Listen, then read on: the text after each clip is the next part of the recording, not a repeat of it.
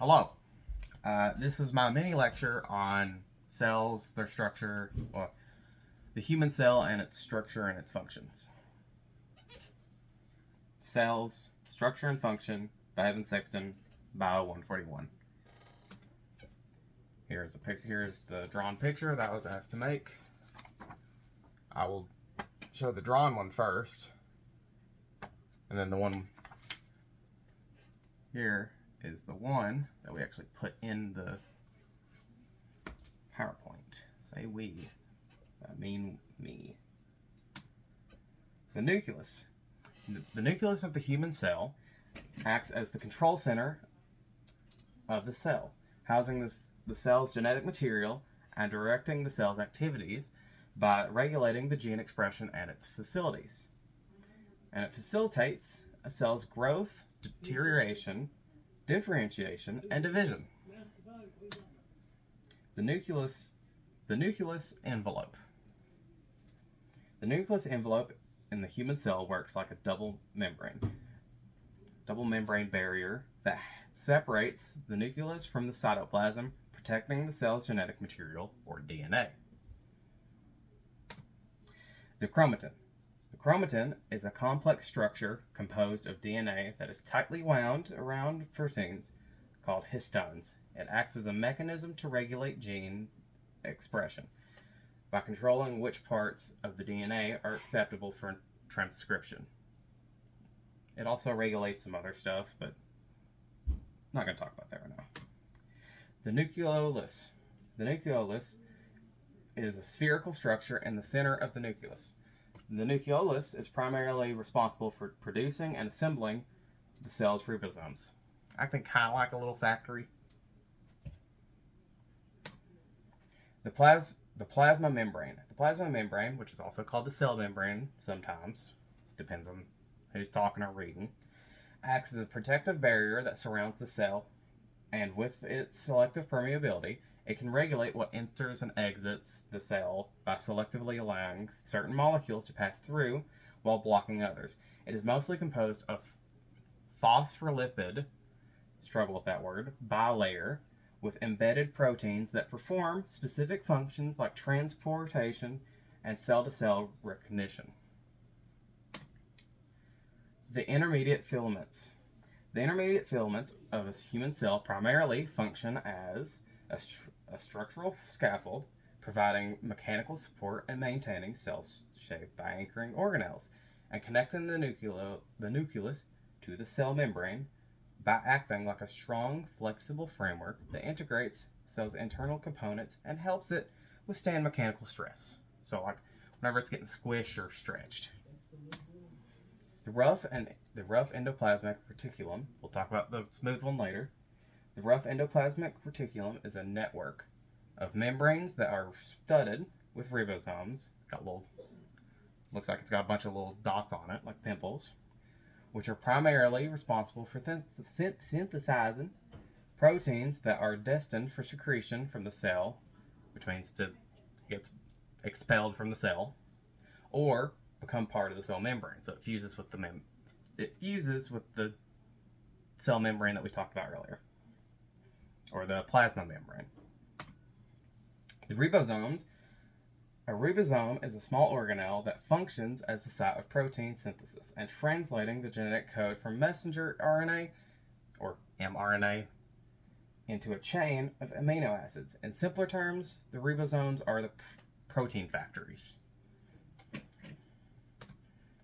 The Golgi apparatus. It might be Golgi, I don't remember. The Golgi apparatus is a cell organelle that helps to process and package the proteins and lipids of molecules, especially any proteins that are destined to be exported from the cell. The Golgi apparatus was named after Camillo Golgi, who discovered it. Don't remember what year. The smooth endoplasmic reticulum functions in many of the human cell's metabolic processes. It synthesizes the lipids and phosphates as in the plasma membranes and steroids. The major function of the organelle is called peroxisome is the breakdown of harmful molecules like toxins, fatty acids through beta oxidation, which produces hydrogen peroxide, which then there is quickly neutralized by the enzyme called catalase. The lysosomes. The lysosomes function kind of like a garbage disposal for the human cell, breaking down and recycling waste material from both inside and outside the cell. By containing digestive enzymes that can digest proteins, I'll make sure I'm still in frame, that can digest proteins, lipids, carbohydrates, and nucleic acids.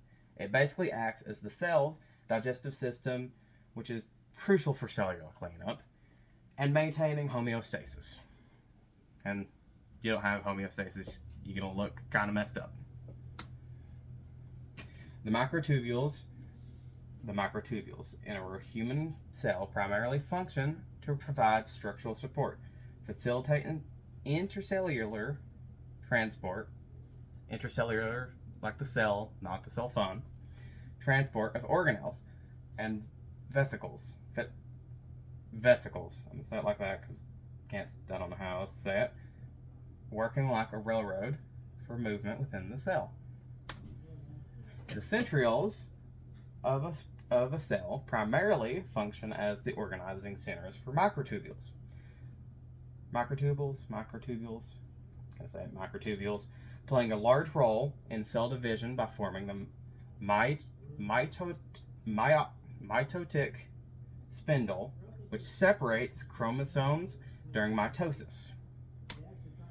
The centrosome.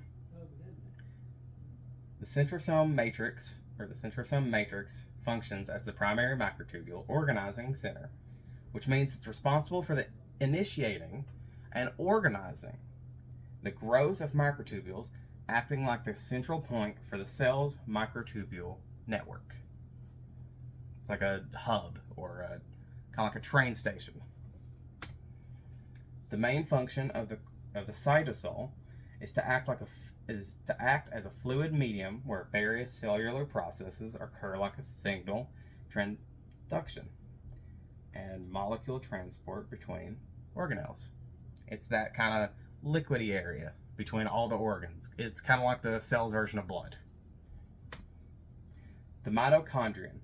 The mitochondrion, which everyone says mitochondria, but mitochondria is the plural of mitochondrion. Mitochondrion is the powerhouse of the cell. It produces a majority of the cell's energy in the form of ATP or adenosine triphosphate, big word for Elmo, by breaking down nutrients in a process called oxidative phosphorylation.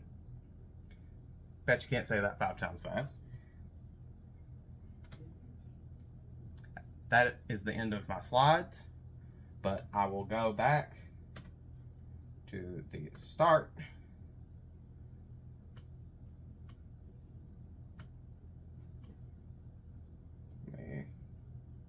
Correct slide. To show you, I will show this.